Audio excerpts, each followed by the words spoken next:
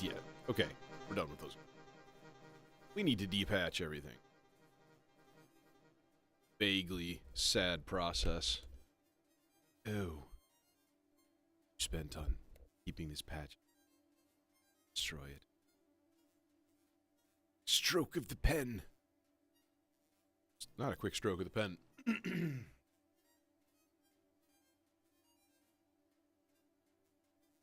Not the only is this studio. Sometimes my stuff is cuckoo caca. It's a little bit of thing. I like get here and see it. So,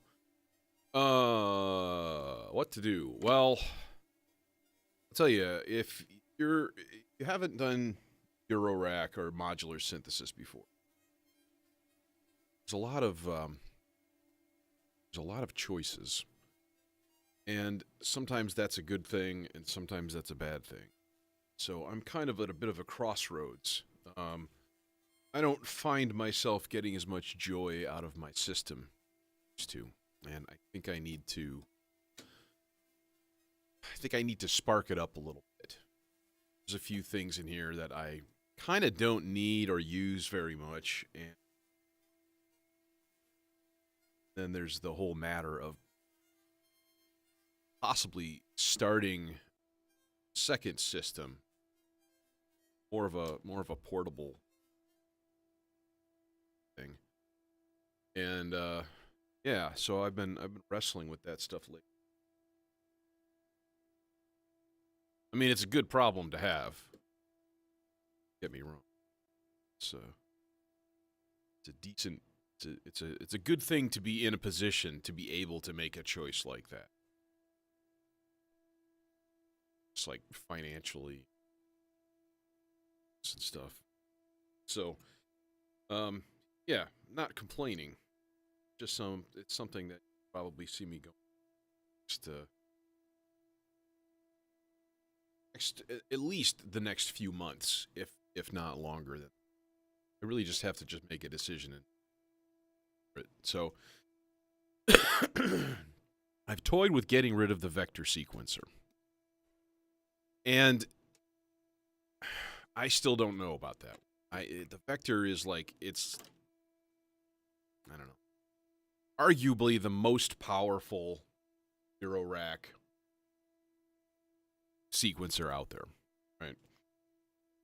But the problem I find is that it's just not quite as immediate as I would. Like, you cannot just hook it up, turn it on, and then twist a few knobs, and then something will be coming out. Like, you can, but it's within a little bit more than that, you know. Hard to explain. You know, you have a nice display on it. Everything like looks good. Everything works really well. It's got 4 tracks, 2 MIDI, CV. It is a really, really great. It's like, well, really want to sell it, so maybe that stays here, or that goes into the portable system. And then we replace it with something like I don't know, like the Erica Synths black sequencer. I think that might be kind of more up my alley, and I've been watching some videos on it and stuff. You know, Molten Music did a review on it, a long video, like an hour plus long video, which was great. It's good to see. Loopop, I believe, too. So, yeah, those guys are cool. They do a good job. So if you haven't checked out their channels, by all means. Loopop especially, like very concise, detailed reviews, very well-spoken reviews. He's always talking very deliberately, and it's good to listen to. And for some reason, I thought he was from around the Chicago area. He's in, like, Sweden. So I was a little off. 5,000 miles. All right. There's the fresh system. So, let's get the zoomy cam. I'm going to give you just a quick rundown. I hope this isn't annoying. So, here's the heart of it. Right? The heart of it is this. This is the Tesseract Tex Mix system. I love this mixer, but the performance is not what I would have hoped. Advantages. Well, look how compact it is, okay? I have 4 stereo channels and 4 mono channels in, I believe it's like 22 HP. With 2 effect sends, right? And like individual panning, you have a Q control, which I don't use, honestly. So, but it's like, it's so damn compact, and I don't mind these types of knobs. Like, I got big old fat fingers, right? But I don't mind these knobs at all, right? Because most of the time, they're kind of set and forget for the channel. Like, okay, you turn up an effect send, or you adjust a pan, or anything like that. Okay, there you go. It's there. You're not constantly screwing with it, right? But there is a lot of crosstalk, this thing.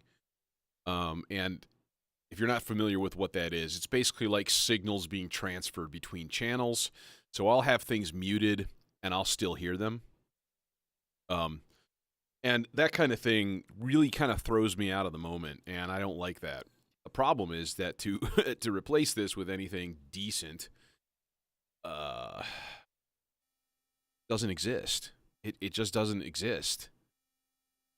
So, like, right now, this is on mute. It's nice and quiet. Now,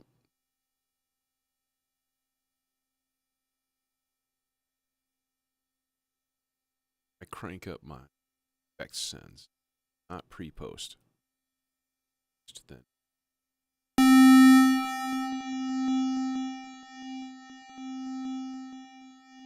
Okay, so there's my effect sends. I don't know. You probably can't even make it out. It's extremely quiet.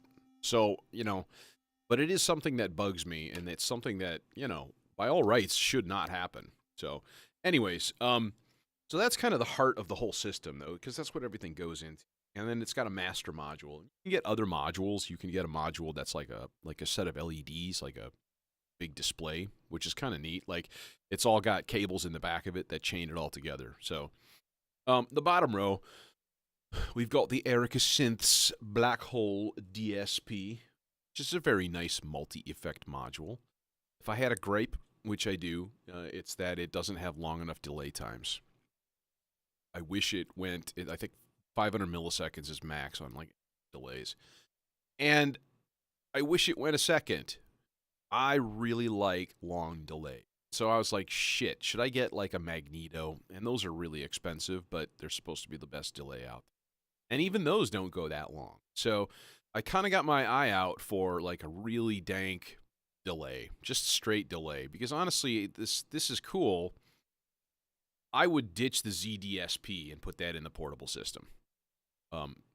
It's a great box. ZDSP is really sounds absolutely.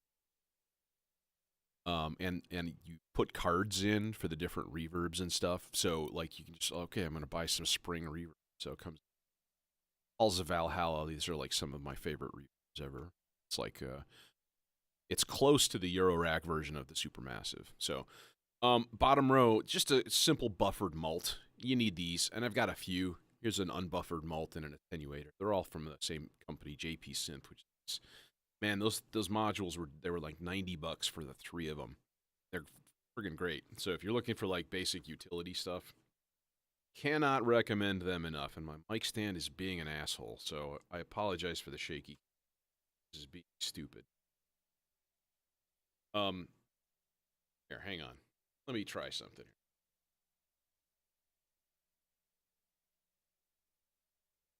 Like seasick viewers. Sorry. Okay. So, bottom row, continuing on. Instruo Scion. So this is a randomizer that has a lead that you can plug in that will sense bioelectricity. So you can stick leads on yourself, almost like an EKG or something. And that electrical input will trigger randomizers. Okay, so it's got 4 CV outs. It's got 4 gate outs. It's really neat. In fact, we should try using this today because I don't use it enough. It's a really, really cool module. And it just illustrates the fact that, like, I would love to have an all Instruo rack just for the look of it. They're just so beautiful.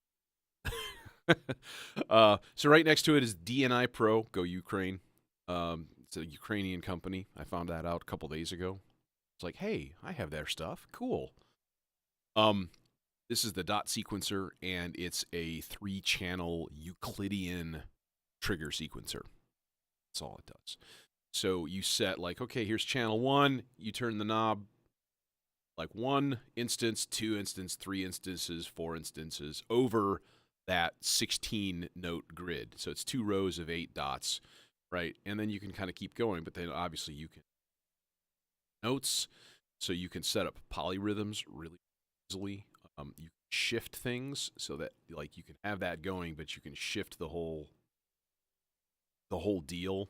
And then it's actually a programmable sequencer. You can actually go in and specifically program certain channels if you. Speaking of sequencers, we've got the two biggies, the Vector and the Metropolis. You can see on the Vector, or the it's got the display. It looks really, really nice. It works really, really nice. But again, like going in, there's a lot of menu diving. So like, okay, global, now I have to set up my BPM and make it external clock and set the key and all this other stuff. And then you can get really crazy. I adjusted my lights so they're all purple, because purple and green are the best colors ever. Anyways, so, all this stuff, the pitch adjustments, gates, so on and so forth. The one over here does all of them at once. So if you want to crank the gate up for everything, you just twist the main knob. Otherwise, you've got individual controls on each channel. So it's got a lot of cool features. I think I just need to get off my ass and just learn it better. Honestly, I don't know if I really need to get rid of it. But if I put it in the other system, I need to learn it. So the Metropolis is really nice. It's kind of basic, but it works really well. And then I have a super basic sequencer, Behringer 2, which is based off an old Roland thing. It's either 2 symmetric or simultaneous tracks of 8, or it's 1 sequential track of 16. And they're just CV outs, right? So it just clicks through and it gives you a CV out. What you do with that is up to you. So you can use this as a modulation source. You can use it as all kinds of stuff. I've been using a single knob CV out into the R bar, because if you have a source going into the mod, I have it set to control the reverb level. And the reverb in the R bar is fucking gorgeous. Um, it's absolutely incredible. So I just have a knob, and I'm just like, okay, here, turn up the reverb, and it's just on the sequencer. Like, that's one use for it. Why not? 2 small envelope generators. I don't use those all that much.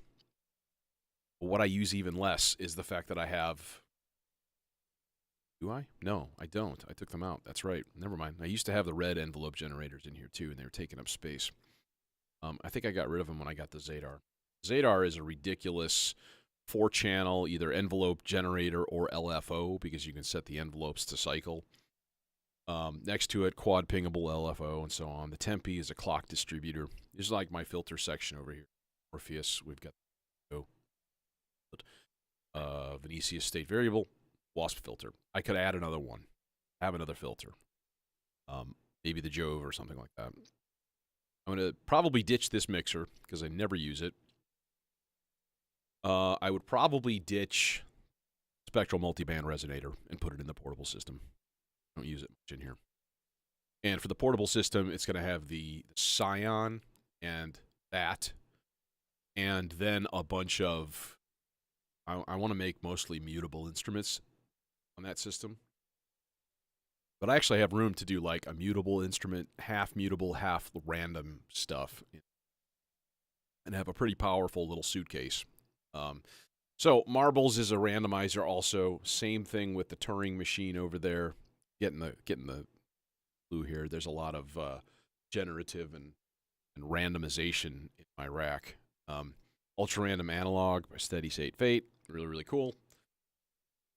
A little bit reiterative, but what I love for it is it's also a noise source. And that's actually really nice. It's my only actual dedicated noise source in this whole rack, which is kind of weak. Okay, so oscillators, flats, of course. Even VCO, one of my home builts, N rings, nano rings, which is, mute in a tiny normal thing. It's like gigantic. Kickall, which is ostensibly a kick drum only, but actually just works as a bass oscillator. Great. This beast, the CSL, Instruo dual FM ridiculous oscillator. The multi-waves up there is a funny module. It's 3 channels of LFO, but the first channel can also work as an oscillator. And it is also a noise source that you can select. Actually have digital noise on it and get some really, really weird tones with it. It's a funky little module. Companion to that is the Lizard module, which I have down here. It's not hooked up. And it is a sequencer / oscillator, and it's a really strange module. Ensemble oscillator, clock divider, and then the Mordax data. There's a little Pico low-pass gate in there next to the radio music as well.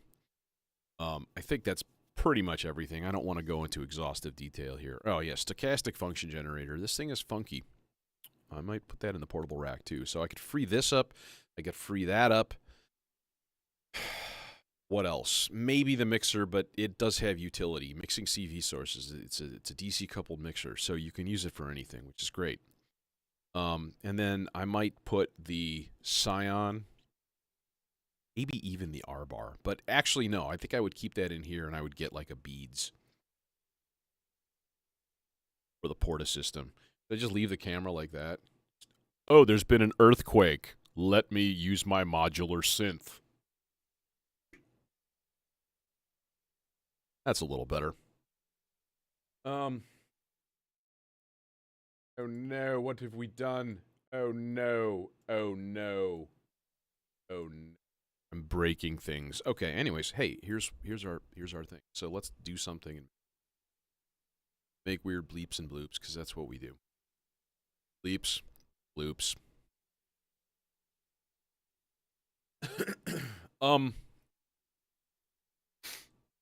Well, you know what? I always start with the same damn thing, so I should just leave that section just hooked up, which is clock.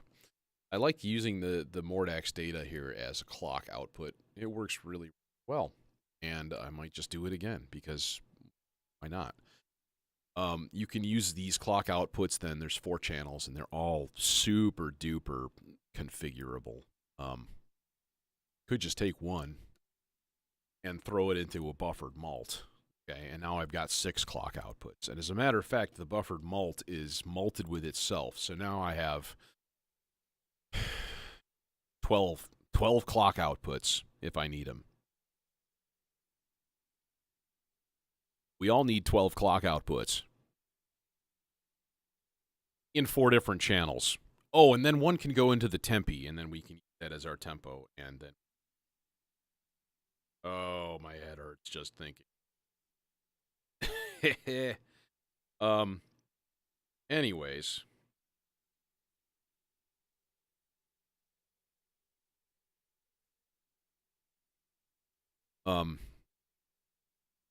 Okay, so we got our clock. Our clock is patched. We can do stuff to it. The nice thing is we can do weird stuff to it. Like we can just take one of these clock outputs, just go directly into the dot sequencer. There. Now we got pretty dots. And you need pretty dots. Let's use the Scion. Let me get my my here to the sticky one. I don't want the sticky one. Clamps! The clamps are all stuck with the stickies. Ah, Christ. Thank you, Russian bots. Go to hell now. Relax. It'll come. Okay, man, this is like a mess, even though it's because 2 of these leads are designed to, like, literally stick onto you somewhere. I like to have them movable. It's the patch building phase. So you pop these here leads into something like the, this guy right there. Pop that there.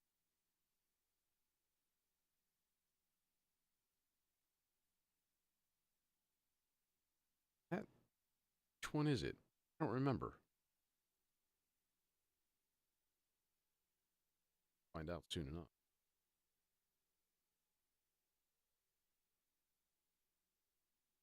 That's it. I think it's this one.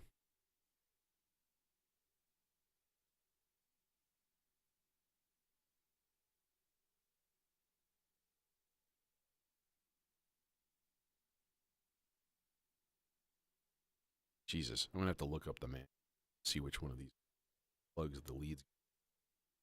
Because this is nut. I think it's this.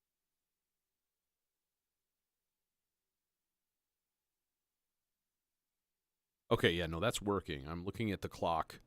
It has a gate output here, an overall master gate output, and it's got an LED inside of it, which is really cool. So as I press down harder, these clamps on my fingers, it's giving out more signals. So that's doing. Okay, good to know. So we've got 4 gate outs and 4 CV outs, and these are all configurable in various ways. Got attenuators on each one, so you can change the range of them and all kinds of cool stuff. I'm like, maybe I should just hook up the sticky. Just forget it. Goddamn sticky lead. Okay, let's think about that a second. What do we want that to go to?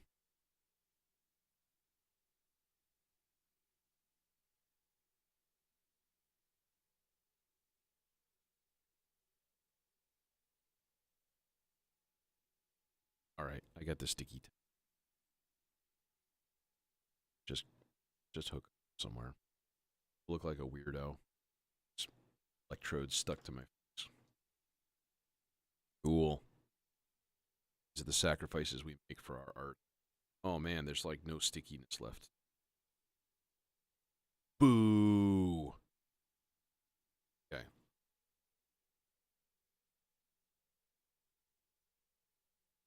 I'm gonna attempt to stick these to my like collarbone here.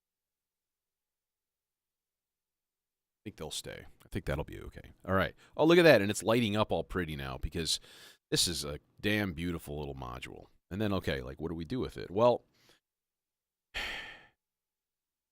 we're going to do this as a learning thing, as a tutorial. Let's do that, right? So what you do then, take your CV out to something. Oscillator. It's also light. No reason not to run that oscillator, we should also probably run it through this filter. I should mount those closer together, I'll tell you that much. That would be a wise decision.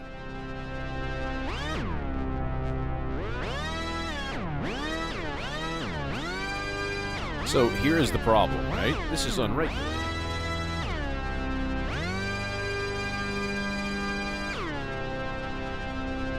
Right? So, like, it's just doing this. It's really weird.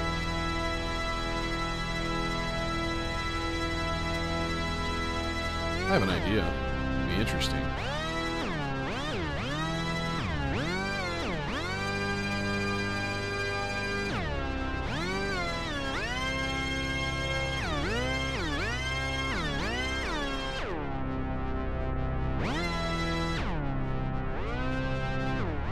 So it's just going to do octaves at this level.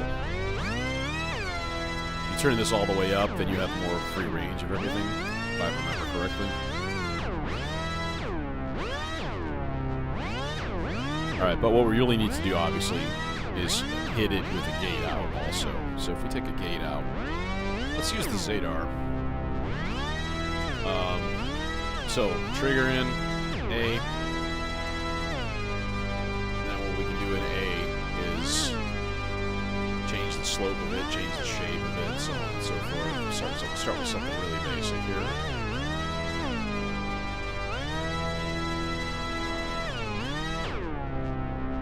And then we can use that to trigger either a VCA or something else. Yeah, let's just use it in a VCA.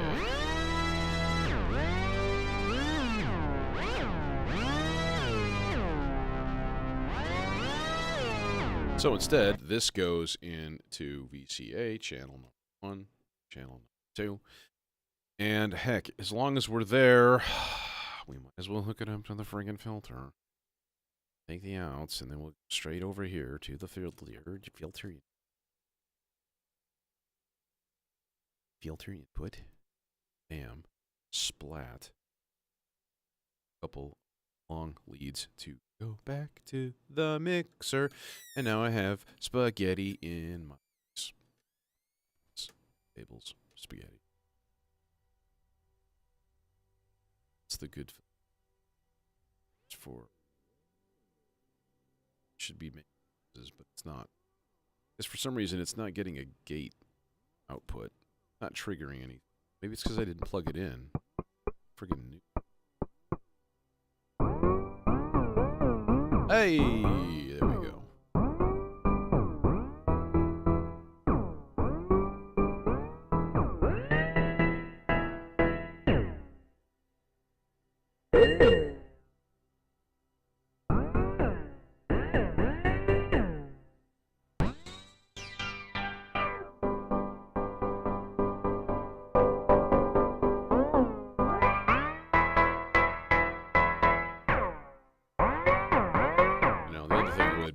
Okay, we could actually just send the signal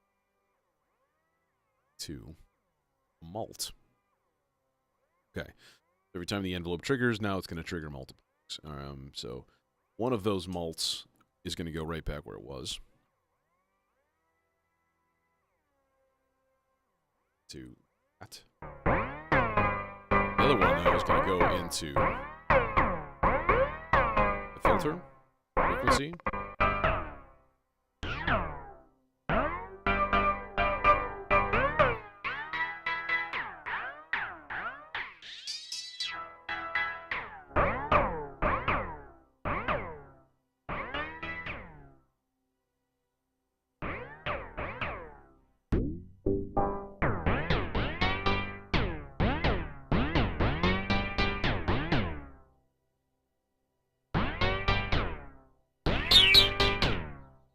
Got a nasty overdrive in this thing.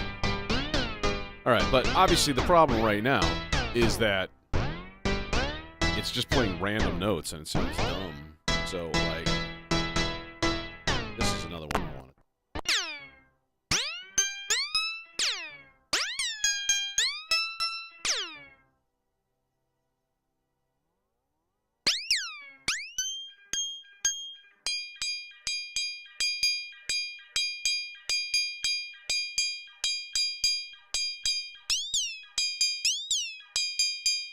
Okay, so we need to run this through a quantizer.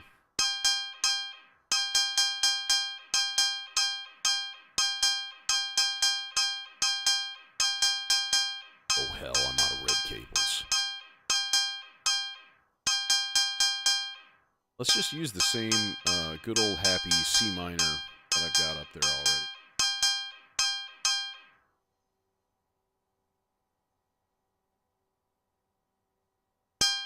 Oh, it almost quit for a moment.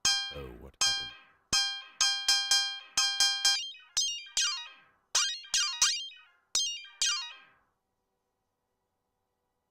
Okay, that's weird.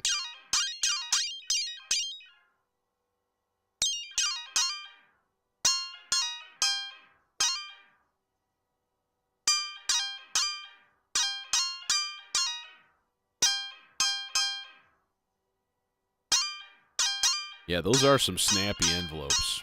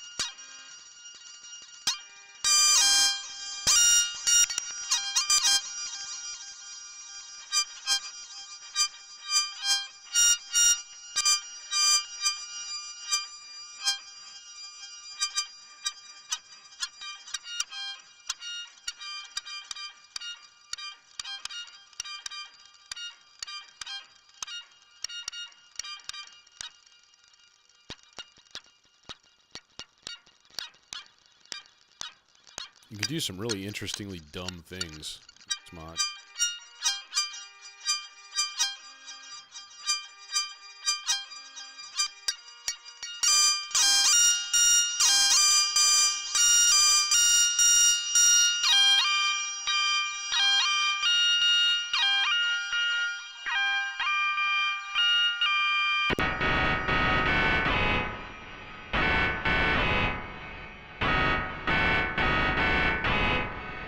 What have we done?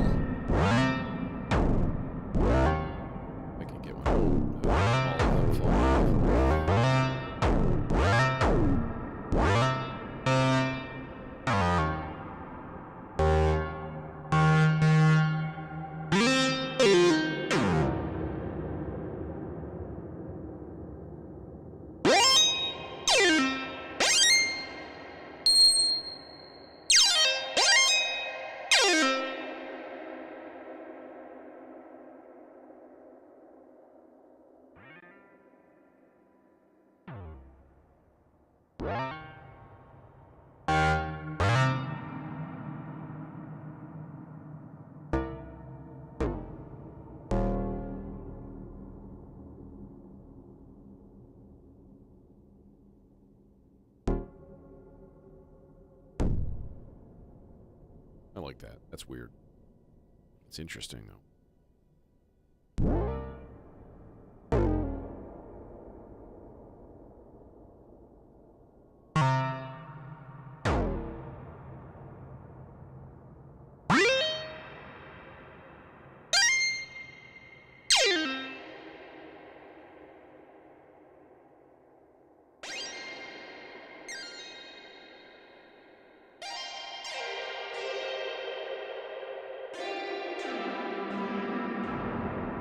All right, well, let's keep the ball rolling here on the Scion.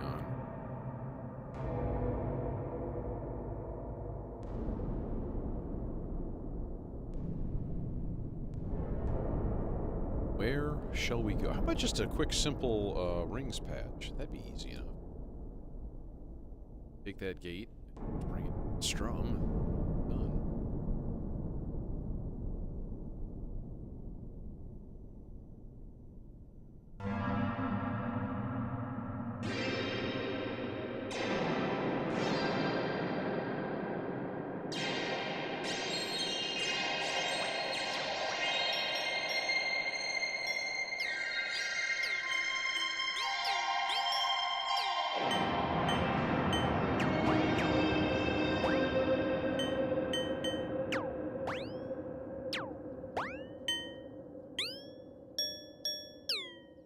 Alright, well, the same thing applies here. I thought there was a way to actually make this thing quanta. Okay, that's it. This is dumb. Where is it? It's the... Have the... Oh...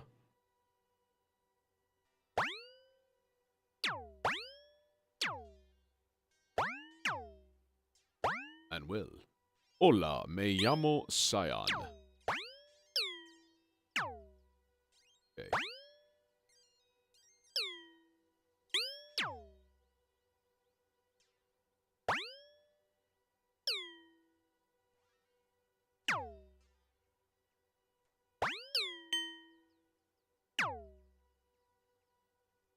Is it conduct? Okay.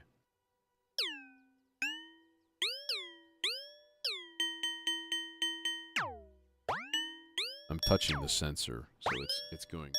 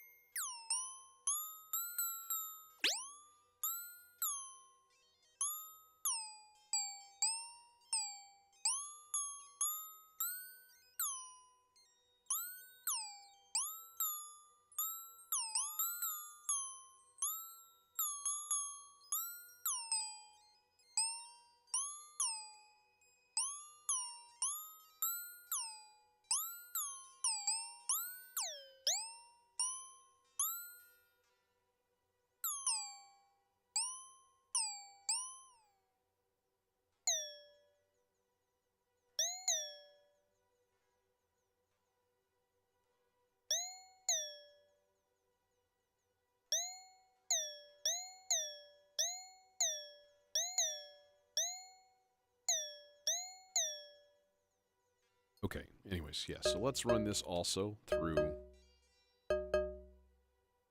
quantizer. I don't like that it swoops up and down all the time. That kind of like shouldn't be happening.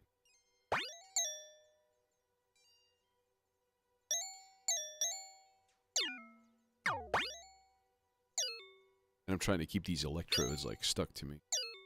It's not perfect success.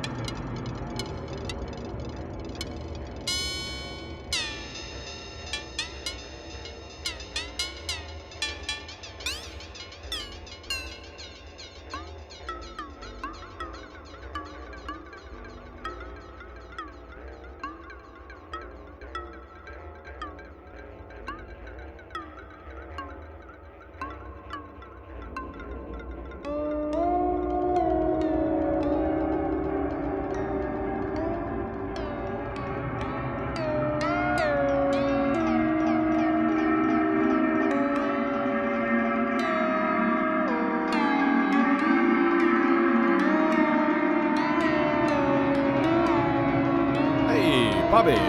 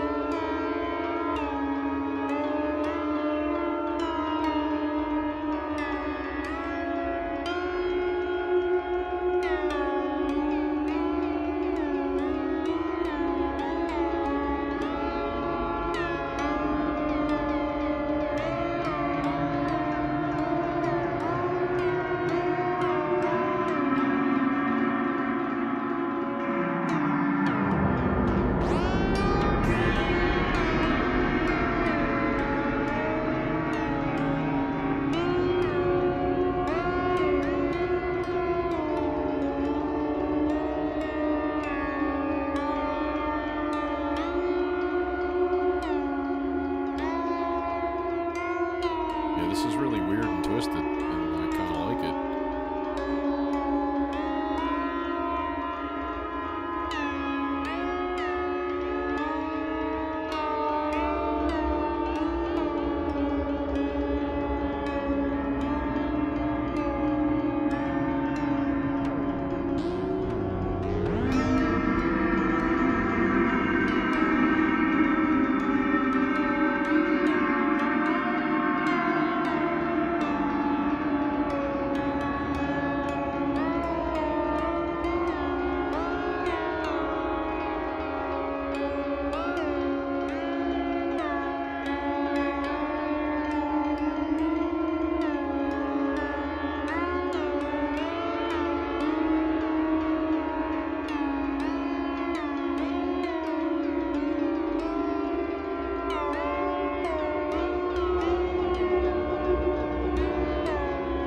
Sensitivity's all the way down. Hey, Jason. Doing some freakish stuff.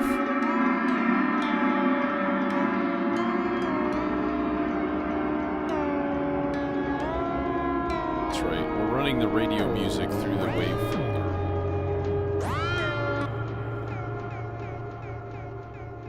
This could be terrifying, so I'm warning you in advance.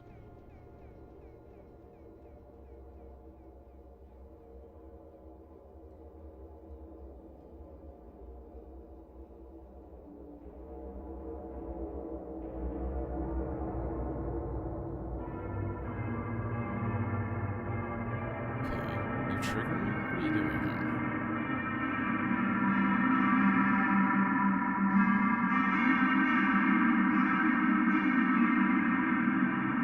That stuff needs to go away for a second.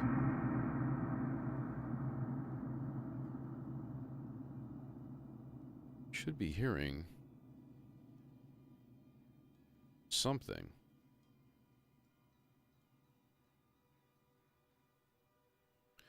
We're doing a bunch of weird stuff. I'll tell you that. So this out is going into channel. Should be being controlled by Zadar, which it is. It's going to here. Oh, because I'm an input. I put it in the wrong jack. Wait. Turn it down first. Don't be that stupid.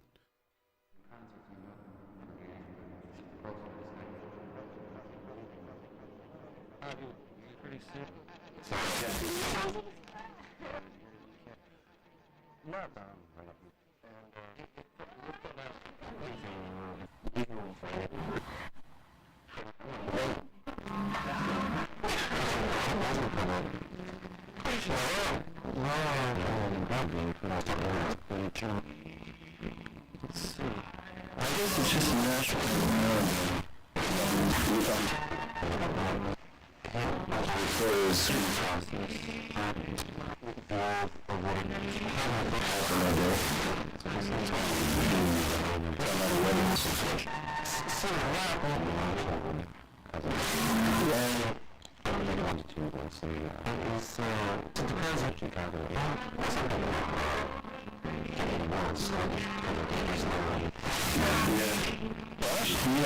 long as we're going nutty with it, we might as well put it into the wasp filter.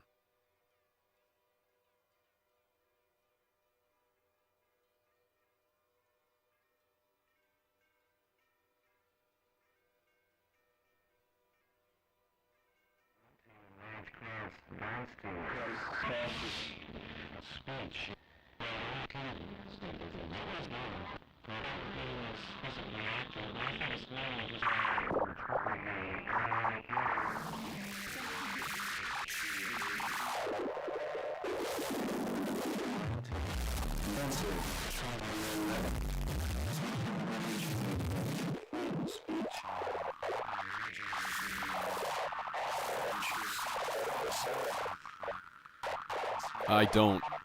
Last time I checked, Modular Grid did not have enough HP for this.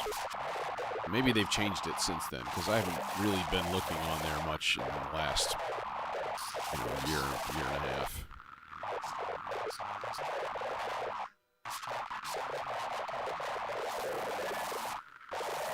I have an idea. We have this clock input going already. We could take this output and use it to trigger a really quick little envelope. Just a little tick, tick, tick, tick, tick kind of a thing, you know? And then, like, ping this filter with it.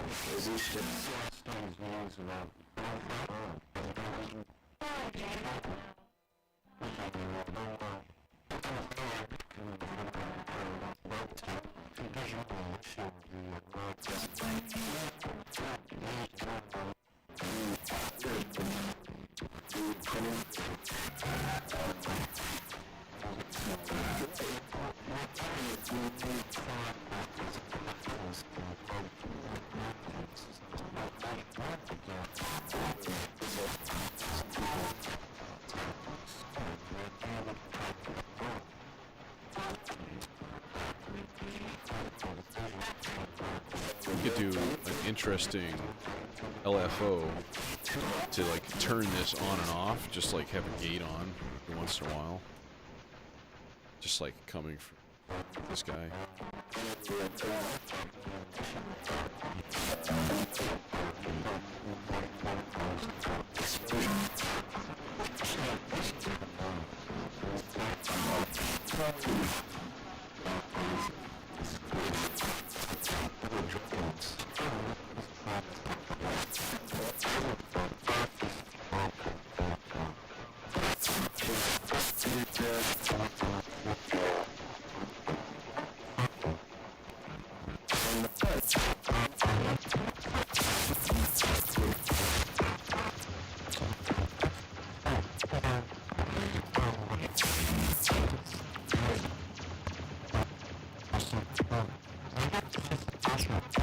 I don't know what's going on here,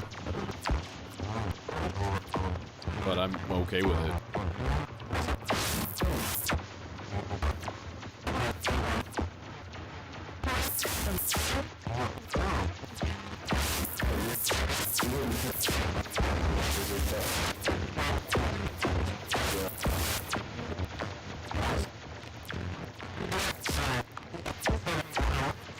Damn, your short cable.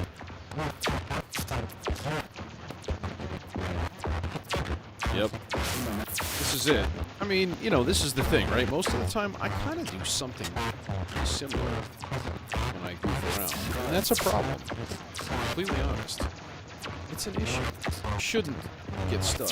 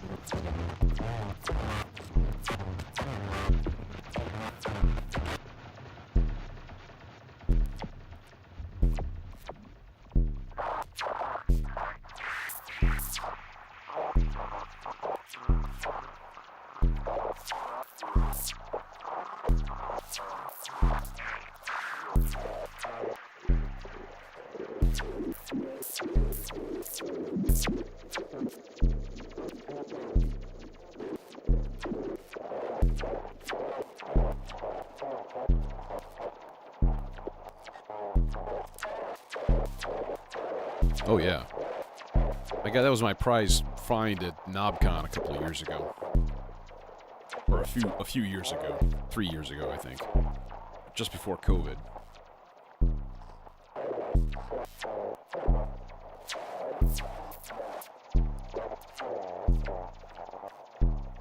KnobCon should be on this year. September.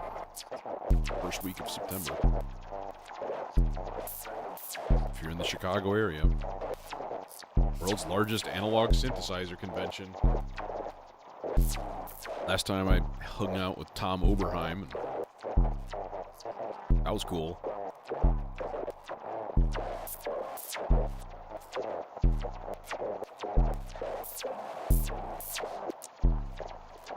But they have tons of vendors too, which was nice.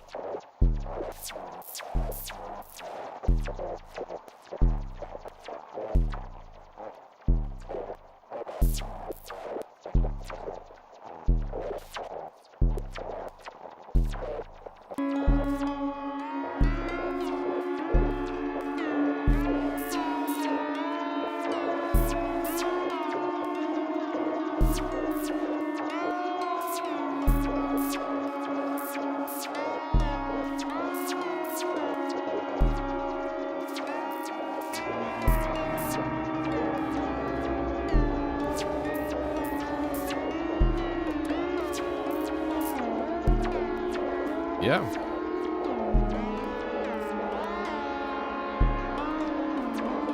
Yeah, and it's in the Schaumburg Hyatt Regency, so it's a good place to stay. I mean, I only live about 30 minutes away, but I usually, like last time, I got a hotel room. Just like then I wouldn't have to worry about driving, and you know, you get done with like the big dinner thing and the performances late at night, like 12 o'clock, 1 in the morning, whatever.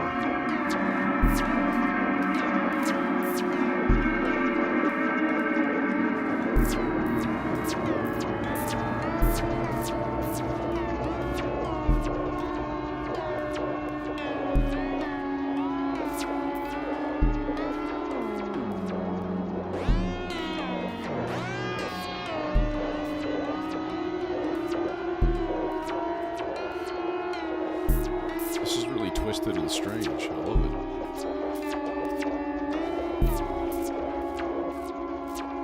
There, so now I took one of the leads off.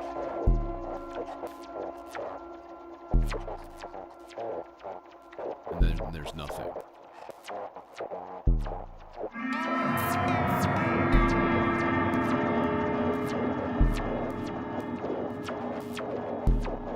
It does something. It's hard to tell what. Here, I'll stick this one under my headphone. There we go. Now it's going through my brain.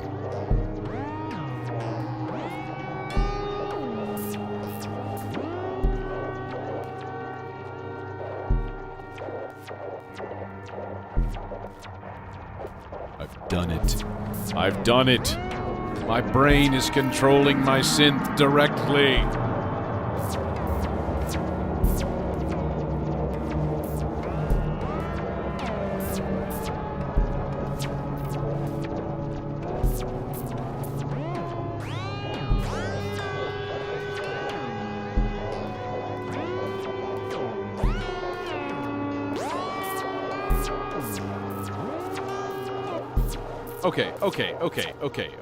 Okay.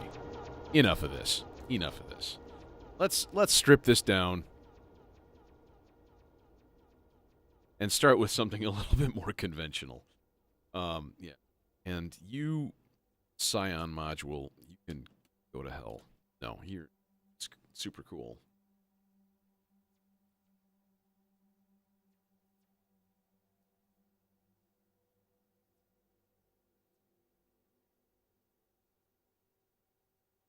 Yeah, man, that'd be dope. We could, like, meet up and stuff. And, you know.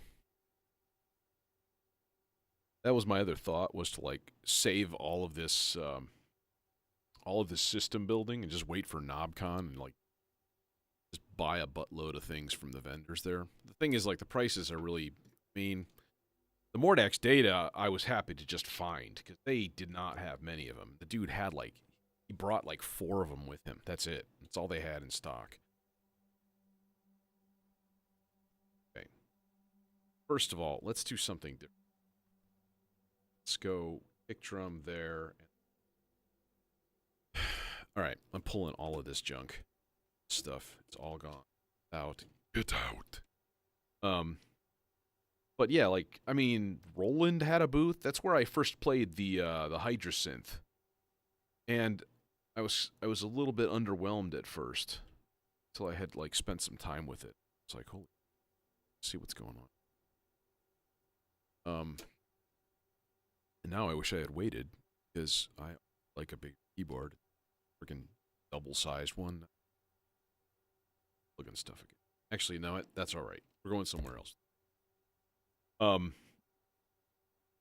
Roland had a setup. I mean, it was cool hanging out with the you know, bunch of, like, modular makers. Like, they just hanging out. Shooting the shit, drinking a beer, like, neat. Got to talk to a lot of people. Made some good contacts and stuff. Yeah, can't recommend it enough. You save a lot if you, like, book your tickets in advance and, you know, get a hotel stay and everything. Discounts.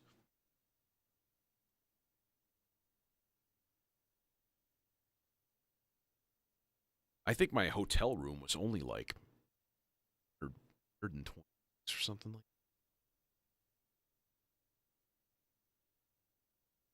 Which was, it was only, let me think, when was that? Was that Friday? I think I stayed the whole weekend. It was Friday, Saturday, and then I left Sunday morning. So, yeah, it must have been more than that. Oh, you know what, though? Because I split it with a buddy of mine. So it was probably like $250 for the weekend. 2 nights at the Hyatt Regency. Nice hotel. It's not like a shitty Hyatt. You know, it was all run down or what. There were some flight attendants from various foreign airlines there. Something to see, let me tell you.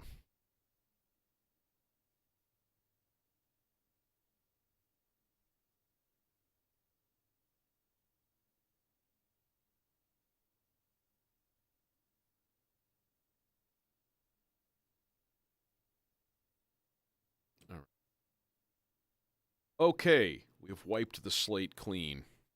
Let's set up some drums. How about that?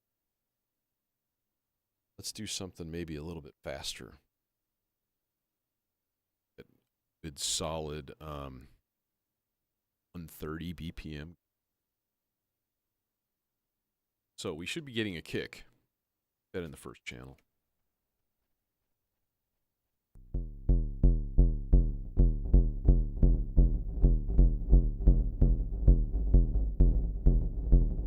You don't get delay. Stupid kick drum. What's wrong with you? My only complaint is it could be a little bit loud. It's just not really putting out a ton of sound. We're doing like a trance beat.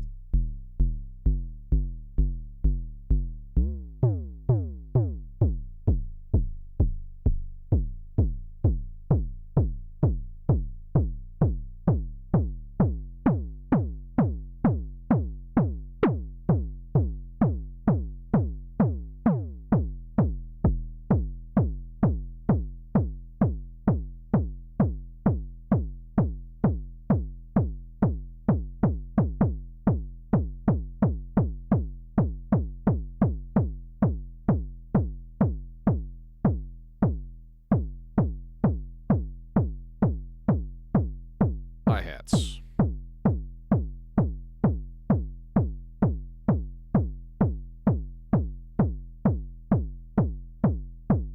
Okay, let's make hi-hats the old-fashioned way. Let's go through a... Let's see, how should we do this? We should go through a noise source. Okay, so give me a second. Let me shut that off for a minute. So a noise source like, can actually just use the ultra and analog source. Or we can use that multi too. Let's do that. So, just for now, just so I can hear it. Put it here for a second. There we go. Then you can turn that into a sample and hold.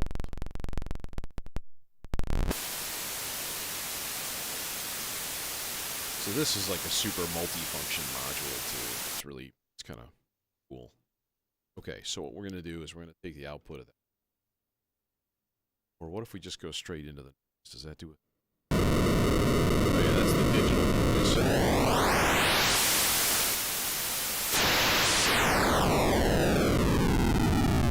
Which is really cool, actually.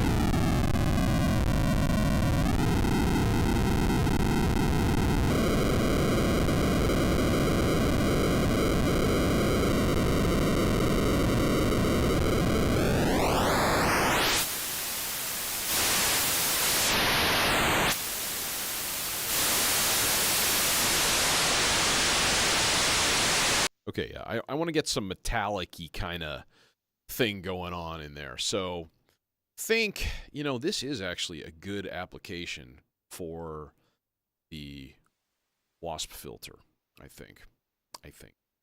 We'll find out. This guy is going to control an envelope. Yeah, we might as well use the Zadar again. Why not? Channel A, and they're going to much slower and faster than it. So it's just a little tick. It's a little ticky. That's all she takes. Okay. And then last but not least, output. High pass filter? Yeah, high pass filter. Hi-hats. There. There's effects on.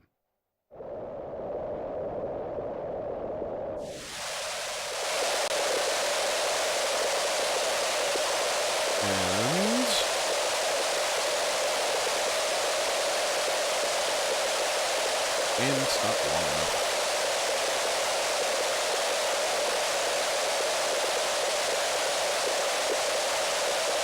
I don't really want to say it. Just do it. That's what she said. Still, okay. It's annoying.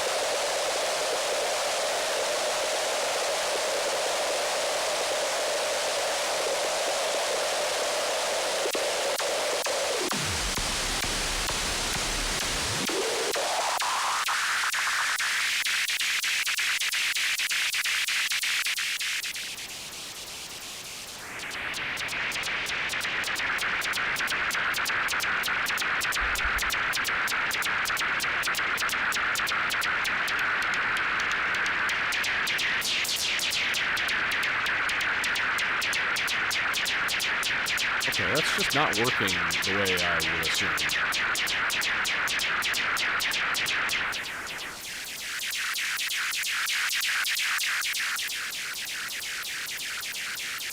Okay, let's not use that filter then. Filter is it's got the devil in it. Understand. Okay. So, let's see. Bandpass, maybe? Bandpass? Like, all right.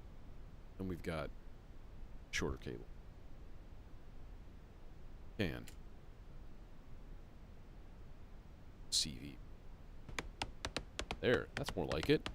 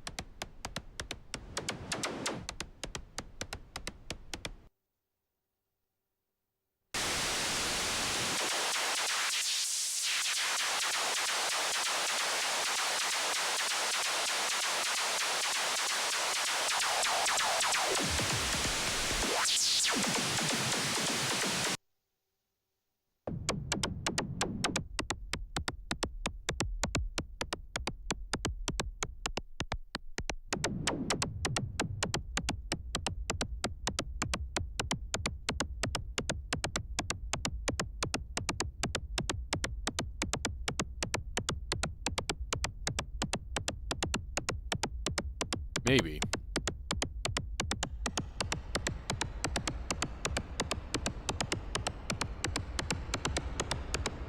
I'm really just trying to get a crisp hi-hat sound.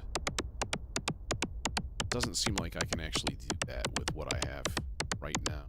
Just not thinking of it. There's something weird. We could try a different filter.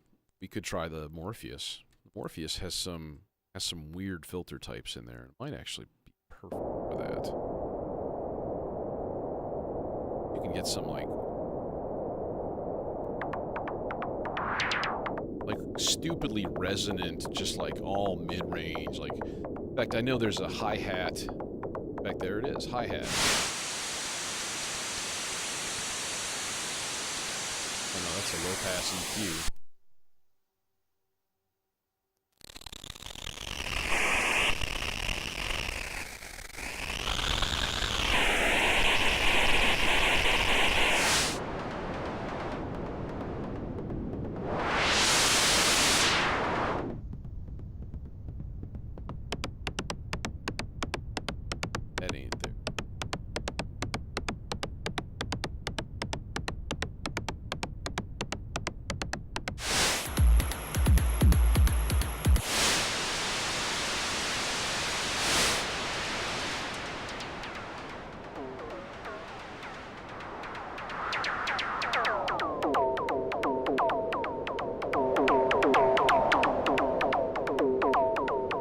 That's weird.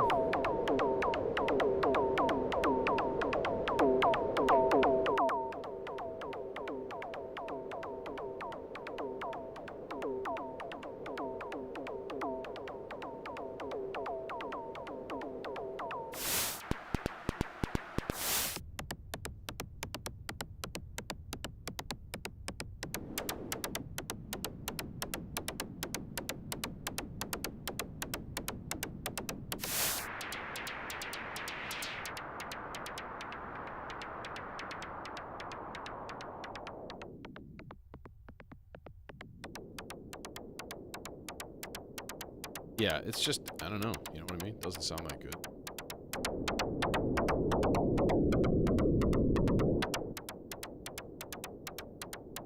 Okay, so, like, when in doubt, we'll just scrap this because it's not really doing the thing that it's supposed to do. No biggie. Son of a bitch.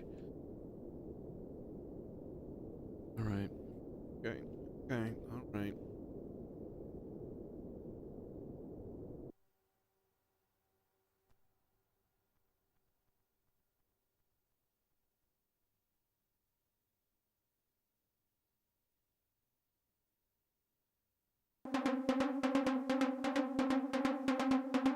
Yeah.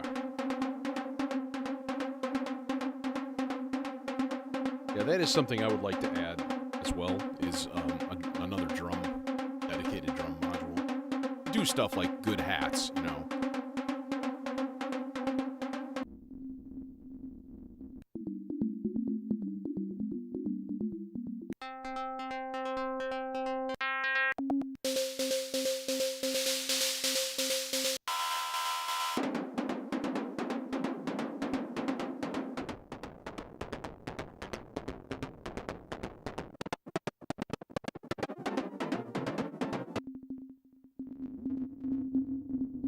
One of these is like a tuned noise. It's designed for hi-hats.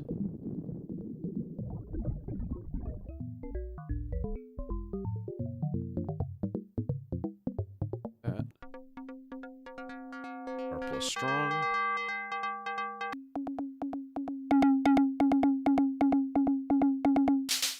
There it is.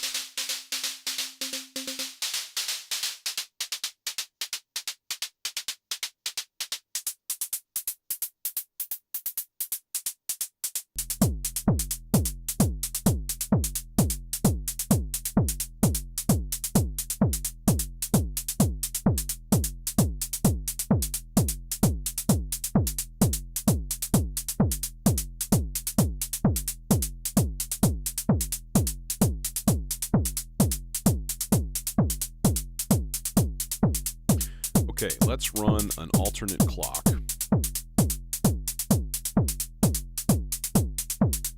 I want to see if I can't use this other sequencer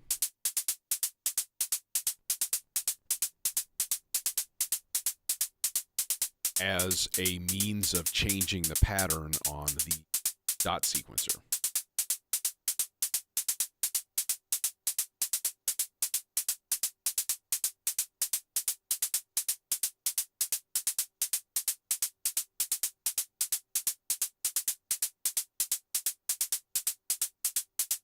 So we'll stick it to a half-note clock.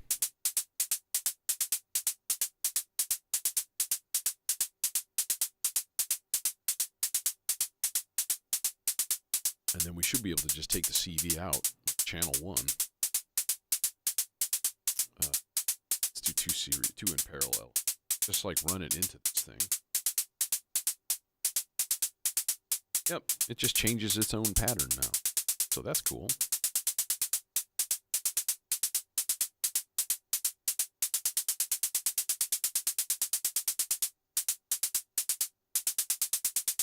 Much more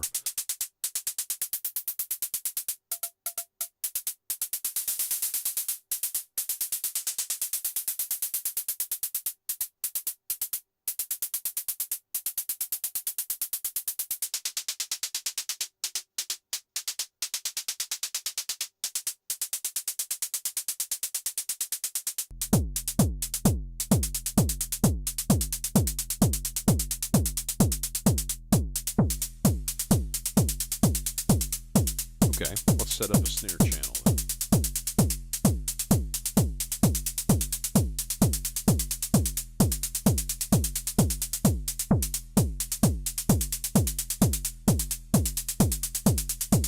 Oh shit, how are we going to make a snare? Oh shit. Oh shit.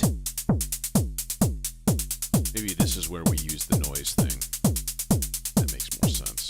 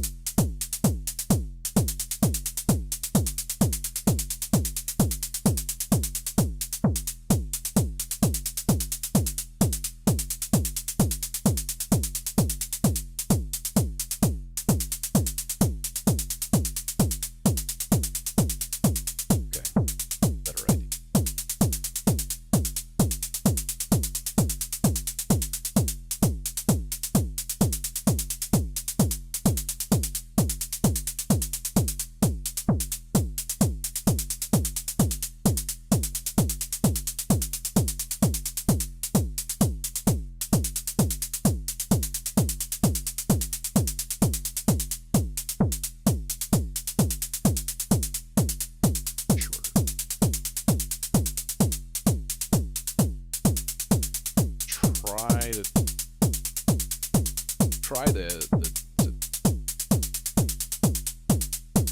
12 dB per octave low pass filter.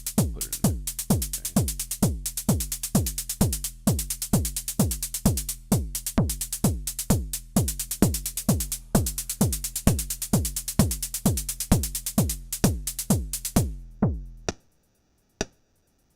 It's there.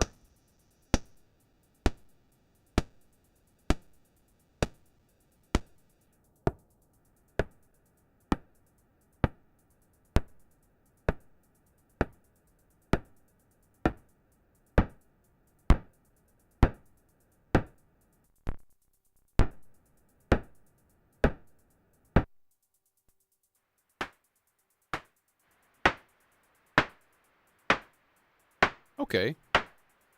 That's not the worst thing I've ever heard.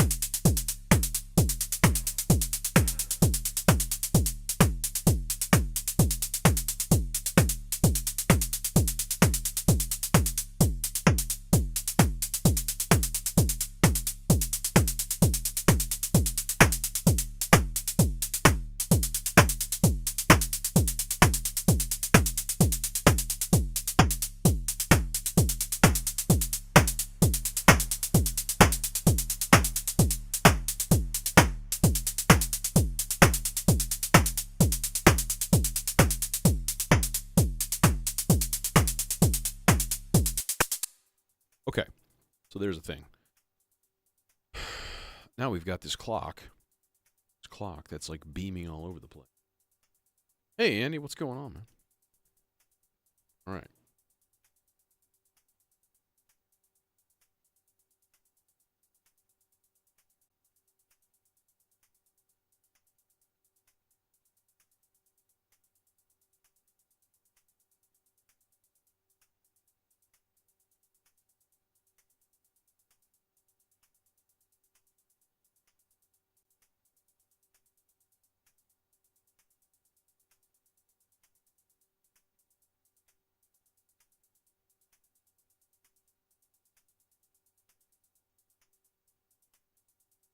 Now, what do we want?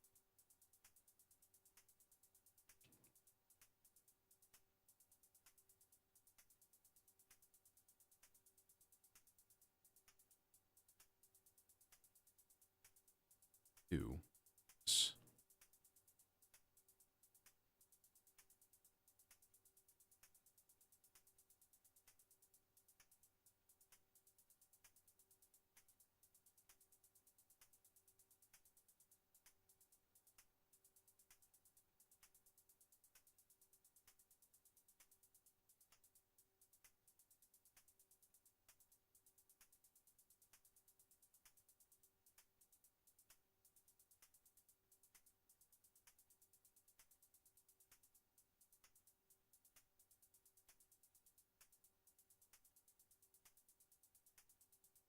Son of a...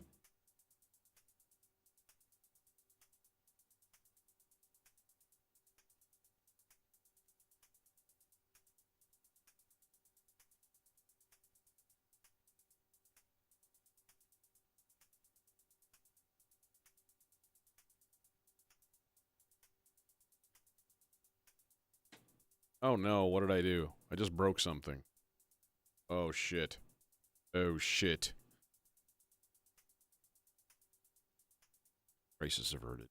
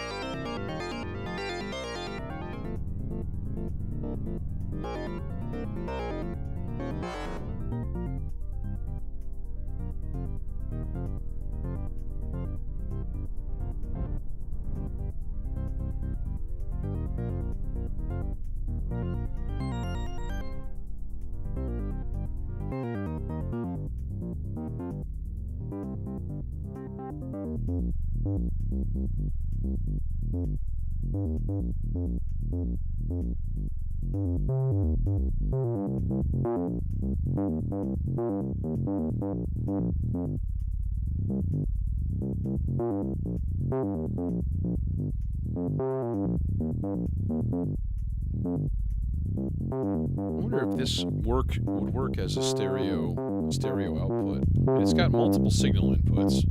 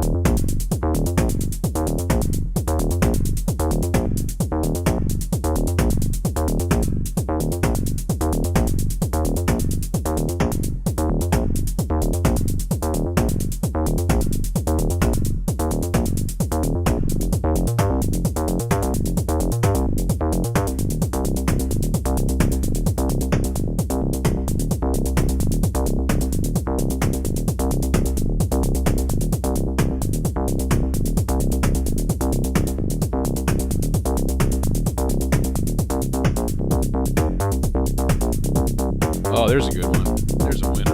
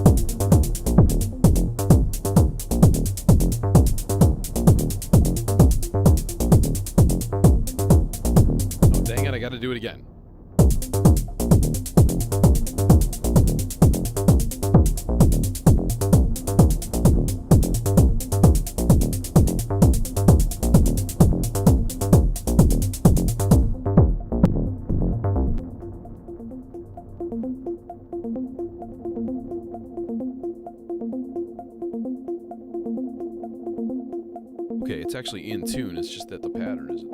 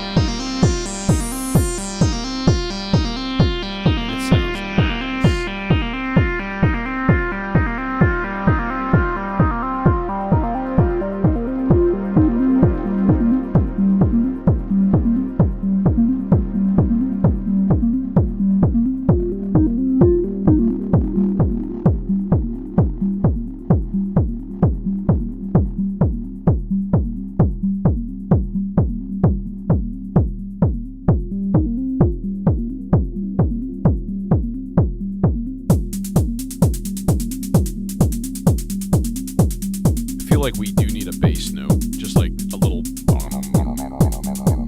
just, you know, one thing over and over again. That would actually be really easy to do too.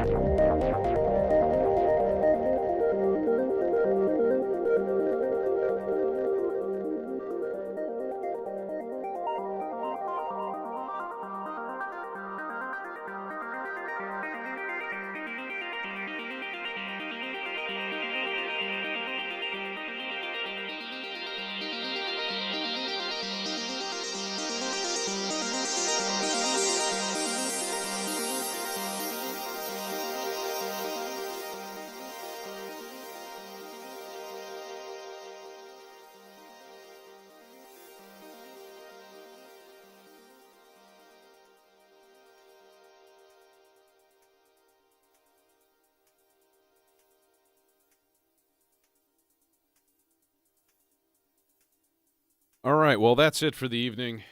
Hope you enjoyed. I hope to see you soon. I'm going to try to do these streams more often because, this is a beautiful instrument and I need to use it more. I also need to do some maintenance and modification on it. So, definitely in the near future. See you later. Have a good night.